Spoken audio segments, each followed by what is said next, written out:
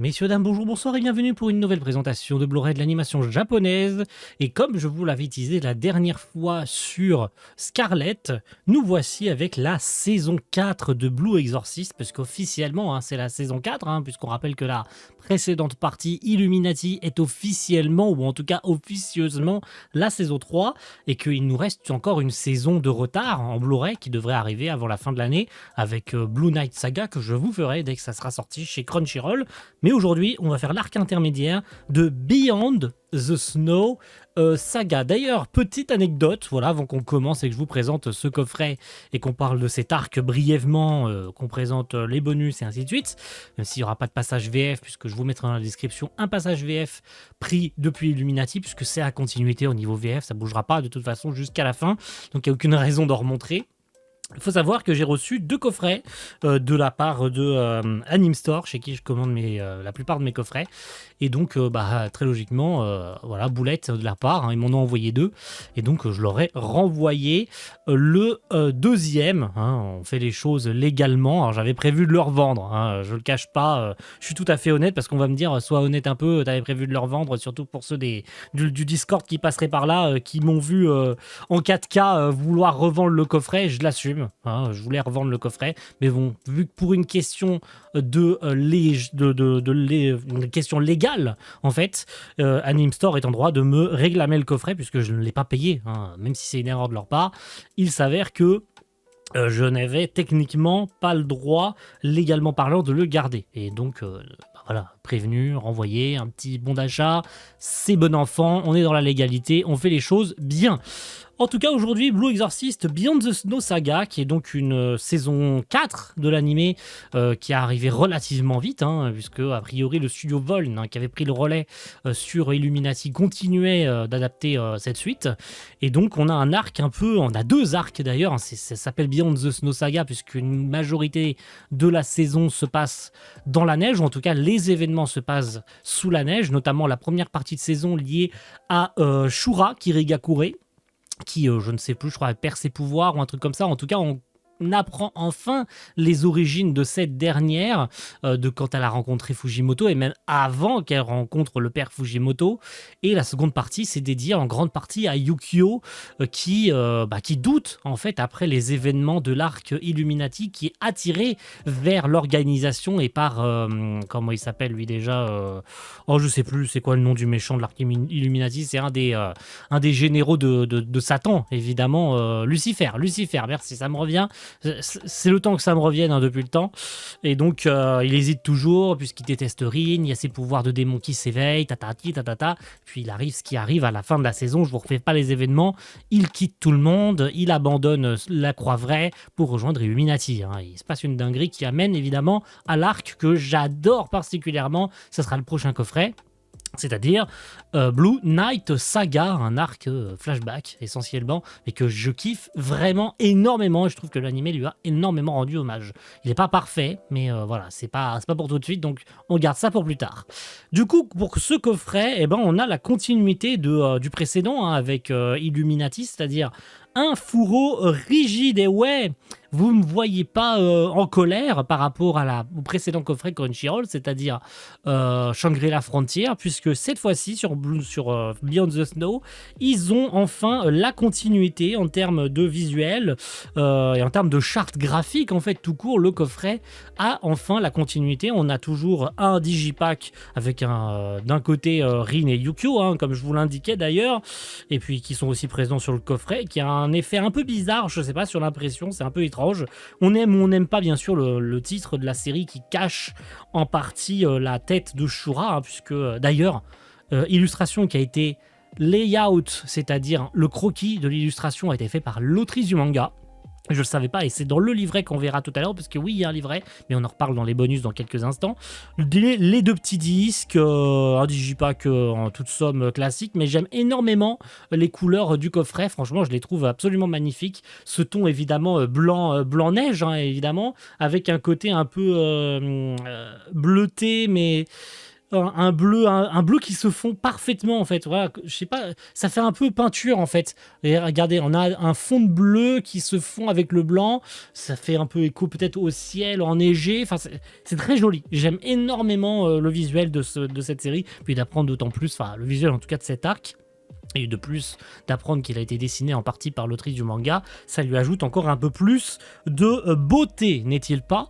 Et puis, c'est à peu près tout ce que j'ai à dire sur le coffret. Merci Crunchyroll. Alors, a priori, c'est pas Crunchyroll USA qui a eu les mains sur ce coffret, sauf si c'est le cas, mais qu'ils ont pour une fois pas fait de la merde en termes de continuité. On les remercie quand ils font du bon travail, mais on se gêne pas pour les envoyer chier quand c'est du n'importe quoi, même si c'est pas la branche française qui est indirectement concernée et qui est, comme je le disais sur Shangri-La, hein, qui est victime et qui est obligé de subir les choix désastreux de Crunchyroll USA et de leur charte en termes de continuité de coffret. On l'a vu notamment sur le Discord récemment avec la continuité au niveau de My Hero Academia, avec la dernière saison, je crois d'ailleurs, qui est sortie en Blu-ray, et où la continuité du coffret est encore différente. Le coffret est encore plus haut. Il y a des logos en plus et il y a des trucs qu'il n'y avait pas avant. Et enfin bref, la continuité est complètement niquée et il n'y a rien qui va. Globalement, chez Crunchyroll, ces derniers temps, c'est vraiment mi-figue, mi-raisin depuis le début de l'année. Et heureusement que Blue Exorcist n'est pas touché par ça, parce que, autant le dire, ça aurait fait vraiment chier de le placer à côté d'Illuminati et qu'il n'ait pas de continuité en termes de hauteur, en termes de visuel, en termes de charts, de choix de logo et de machin. Bref, autant dire les termes, ça fait plaisir. En termes de bonus, sur le disque 1, nous avons deux opening ending, pardon, je cherchais, mais j'allais dire de la merde, opening ending, et sur le disque 2, des vidéos promotionnelles. Et puis c'est tout, en termes de bonus vidéo, rien de bien intéressant à se mettre sous la dent, mais j'ai envie de dire, c'est toujours mieux que rien. Par contre, en termes de bonus physique, on a deux petites cartes, qui, ma foi, sont sympathiques, hein, dont d'ailleurs la deuxième contient le visuel d'annonce que Aniplex avait fait, en tout cas qu'Aniplex donne dès qu'ils annoncent une nouvelle saison de Blue Exorcist. C'était celui-ci avec Yukio et Rin dans la neige, hein, pour annoncer littéralement le ton de l'arc. Beyond the Snow Saga, si ça avait été pas dans la neige, ça aurait été complètement débile, vu que d'ailleurs que le visuel, vu à quel point le visuel le tease. Donc voilà, ça aurait été débile. Et du coup, un livret. Et là, le livret, je le trouve vraiment superbe. Pour le coup, il n'est pas énorme. Il fait un peu plus de 60 pages. Il fait très exactement 74 pages. La dernière, elle est vierge. Mais il y a énormément de trucs dedans. Et ça, c'est pour mon plus grand bonheur. On a notamment les épisodes avec les staffs. Hein, un petit résumé, petit screenshot. Le staff des épisodes. Ça, c'est très très bien. On remercie Crunchyroll de le faire. La présentation des personnages avec leur voix japonaise et leur voix française, parce que oui, dans certains coffrets, ça a été oublié, notamment sur Solo Leveling, ça n'a pas été fait. Merci Crunchyroll USA. Et puis sur Shangri-La, on peut pas parce qu'il n'y a pas de livret, donc on peut pas le savoir. Mais bon, sur Blue Exorcist, c'est présent et merci mon Dieu que ce soit le cas. Ensuite, qu'est-ce qu'on a on a des artboards avec les différents visuels, notamment le visuel du village natal, si on peut appeler ça comme ça, de Shura, hein, là où se passe une majorité de la saison, et les différents visuels liés évidemment à cette saison, notamment le fameux pont, hein, qu'on voit en dernière page, que j'aurais peut-être sauté d'ailleurs, puisque je montre quelques visuels, mais pas tout. Mais c'est très sympa, et moi ça me rappelle des souvenirs. Quelques petits croquis de production, on a Yukio, Rin, avec les autres personnages, une très belle scène entre Rin et comment elle s'appelle déjà, Shiemi, voilà, ça me revient, pardon, j'allais oublier le nom du love interest de Rin et de Yukio, entre Rin et Shiemi. Et puis après, on a 2-3 petits trucs, notamment le méchant de l'arc lié à Shura, donc l'espèce de serpent géant là. Et puis après, c'est la suite de l'arc. On a le petit mariage d'ailleurs entre les membres de la famille de... comment il s'appelle lui déjà, il y a des trucs qui me reviennent et pas d'autres. De Ryuji Suguro. Voilà, je crois qu'il y a un de ses frères qui se marie avec... c'est un peu la continuité de l'arc d'ailleurs de la saison 2. Donc de Kyoto Saga. On a le mariage entre Mamushi et le frère de Ryuji, je crois. Donc très sympathique, très touchant. Et puis évidemment, ce qui se passe à la fin de l'arc. Et puis c'est globalement tout. Après, on a des références. Alors ça notamment revient sur tout l'entièreté des grades de l'ordre de la Croix-Vraie. Donc quels sont les grades à l'intérieur de l'église de la Croix-Vraie, le premier rang, deuxième rang, supérieur, les trois sages. Donc on nous parle de Azazel, le roi de l'air. Les saints paladins, les Arc Knights, etc., etc. Les titres donnés à différents membres, les qualifications en fait qu'on peut obtenir, soigneur, dresseur, aria, dragon, chevalier, et tutti quanti. La structure des pouvoirs des différents démons. Donc ça, on a évidemment au sommet Satan, Samyaza, empereur de la création, Lucifer évidemment, Samael, qu'on connaît, le roi du temps bien sûr. Le roi de l'air, le roi du feu, et tatati, tatata. Les schémas de formation des éléments démoniaques, bref, plein de trucs. Mais à la fin, on a des processus de production. Et ça, je trouve ça incroyable, le processus de production. À partir d'une scène de l'épisode 12 de l'Arc Beyond the Snow, découvrons ensemble comment se construit une séquence d'animation. La fabrication d'un animé comporte plusieurs étapes, tatati, tatata, et il t'explique comment fonctionne, notamment de la création du storyboard au layout, à la pose clé, à la colorisation, à la conception de l'arrière-plan 2D ou 3D, de l'intégration du personnage, et puis évidemment de l'arrière-plan entièrement terminé avec le personnage et tout le compositing et tutti quanti. Et ça, c'est absolument génialissime, j'adore. Mais c'est pas tout, à la fin, on a un rapport de production directement depuis l'intérieur du studio Voln. Et ça, c'est rare. Et putain, qu'est-ce que c'est bien, bordel. C'est bien, j'adore ça.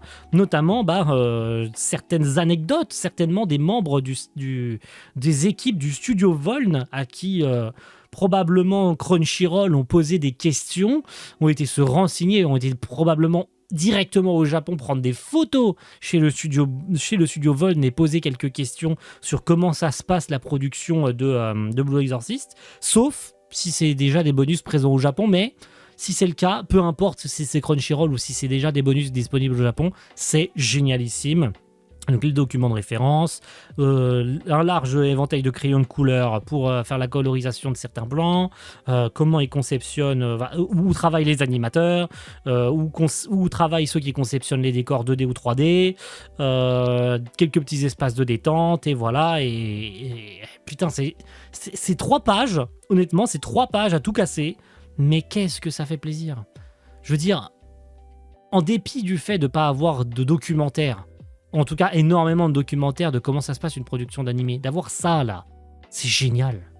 C'est génialissime, j'adore. Puis à la fin, les galeries évidemment et quelques petits boards, notamment le storyboard de l'opening que vous aurez eu. Et puis voilà, c'est génial. C'est absolument génial, je kiffe ma race, c'est absolument génialissime, j'adore ce genre de petits bonus, ça mange pas de pain, et d'avoir un livret aussi complet avec autant de petits bonus à l'intérieur, moi je le dis sincèrement, pour 40 €, c'est pas volé. Voilà, c'est pas volé, il y a 2 disques, un livret comme ça, moi je vais pas me plaindre que le coffret soit à 40 €, donc ouais, j'ai rien de plus à ajouter de ce côté-là.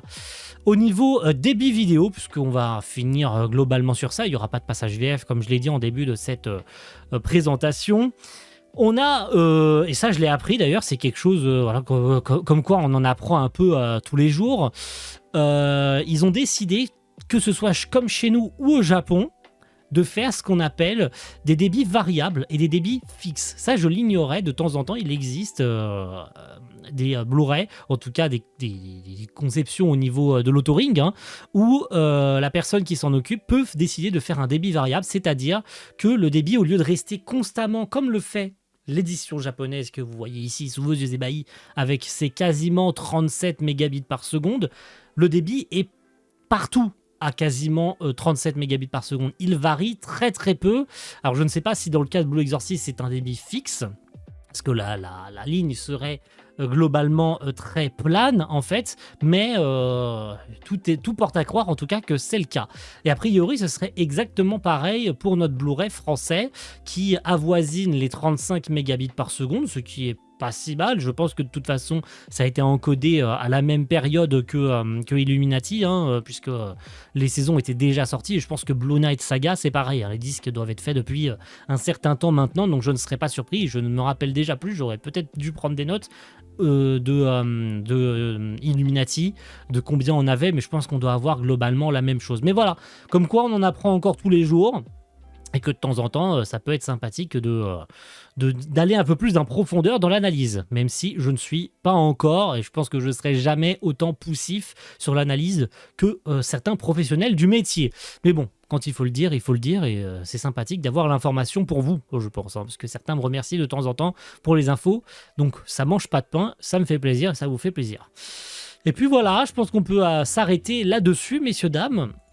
Du coup, je vous le disais la dernière fois sur Scarlet, bah techniquement le prochain coffret c'est Evangelion, mais on est vendredi 17 juillet. Pas de trace d'Evangelion. Pas la moindre trace, silence radio, malgré plusieurs mails, et même certains sur le Discord ont reçu des mails, et des mails de réponse de la part de Carlo Levi, bien sûr, le boss et le seul employé de chez Dybex, bien sûr, qui a priori fait tout à la main lui-même et se casse la tête à envoyer tous les coffrets. Et il répond pas à tout le monde, et puis il laisse sous-entendre que c'est en cours d'envoi, mais qu'il fait des promesses qu'il tient pas, et que voilà, là il y a la veine qui est en train de s'éveiller, de grossir progressivement sur le front, et à un moment donné ça va péter, parce que ça commence vraiment à sincèrement être agaçant. Donc on l'attend. Je peux pas vous dire si je l'aurai avant de partir en vacances, mais si c'est faisable, ce sera faisable. Mais le temps avance, le temps joue contre lui, donc il a plutôt intérêt à envoyer tous les coffrets pour tout le monde, parce que ça ferait vraiment chier. Et je pense que la patience des clients, de façon globale, commence à atteindre un point très très limite. Donc il y a plutôt intérêt à se bouger le cul et vite pour les envoyer, ces coffrets, parce que c'est pas comme si on attendait depuis déjà des lustres. Voilà. Et puis après, ce qui arrivera au mois de septembre, parce qu'il n'y aura rien, je pense, cet été à part ça. Merci à tous, et à la prochaine pour un prochain coffret. Ciao tout le monde.